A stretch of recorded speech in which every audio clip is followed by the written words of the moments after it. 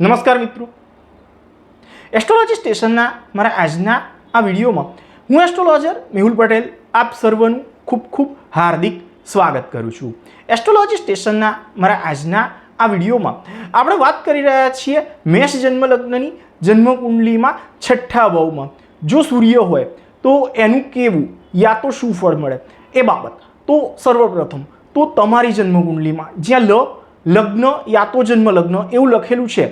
ત્યાં જો એક લખેલું છે તો તમારી જે જન્મકુંડલી છે એ મેષ જન્મ લગ્નની જન્મકુંડલી છે એવું તમારે સમજવાનું છે। હવે આ તમારી એક અર્થાત મેષ જન્મ લગ્નની આ જન્મકુંડલીમાં છઠ્ઠા ભાવમાં અર્થાત અર્થાત કન્યા રાશિ જ્યાં આવે છે ત્યાં અર્થાત કજિયો, કંકાશ, હૈયાકાશ, વેર, ઝેર, શત્રુતા, રોગ, દેવું, ઋણ, કરજ એવી બાબતો એ જ્યાં જોવાય છે ત્યાં જો સૂર્ય નામનો ગ્રહ છે તો એ પોતાના મિત્ર ગ્રહ બુધની રાશિમાં રહેલો છે તો આ બાબતને સમજવા હેતુ ગ્રહ મૈત્રી ચક્રમાં આ સૂર્ય અને બુધ વચ્ચેનો સંબંધ એ જો જોઈએ તો એ એકબીજાના મિત્ર છે એવું દર્શાવ્યું છે અને એટલે જ એ તમને વિદ્યા અભ્યાસ દ્વારા જ્ઞાન મેળવવા જેવી બાબતમાં થોડીક મુશ્કેલીઓ આવતી જણાશે એવું લાગશે, છતાં મહેનત દ્વારા વિદ્યા અને બુદ્ધિની મદદથી અતિ ભારે પ્રભાવ એ તમને પ્રાપ્ત કરાવશે। તમારા સંતાન સાથેના સંબંધમાં યા તેની સાથેના મનમેળ રહેવાની બાબતમાં પણ તકલીફ પડતી એ તમને જણાશે, દેખાશે યા તો અનુભવાશે। આ છઠ્ઠા ભાવમાં જો ગર્મ પ્રકૃતિનો ગ્રહ હોય અર્થાત સૂર્ય હોય યા તો મંગળ જો હોય તો એ વધુ બળવાન બની અને ફળદાયક બને છે। અહીં છઠ્ઠા ભાવમાં સૂર્ય એ પાપગ્રહ તરીકે રહેલ છે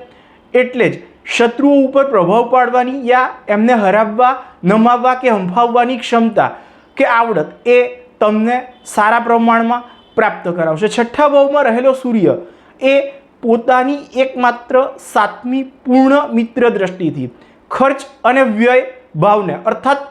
જ્યાં 12 લખ્યું છે ત્યાં પોતાના મિત્ર ગ્રહ ગુરુની રાશિ 12 અર્થાત મીન રાશિને દ્રષ્ટિ કરતો હોવાના કારણે આ બાબતને જાણવા હેતુ ગ્રહ મૈત્રી ચક્રમાં જોતા સૂર્ય અને ગુરુ વચ્ચેનો જે સંબંધ છે એ મિત્રતાનું બતાવે છે। તેથી જ એ તમને જીવનમાં ખર્ચ કરવાની બાબતમાં થોડોક વધુ ખર્ચ કરાવશે।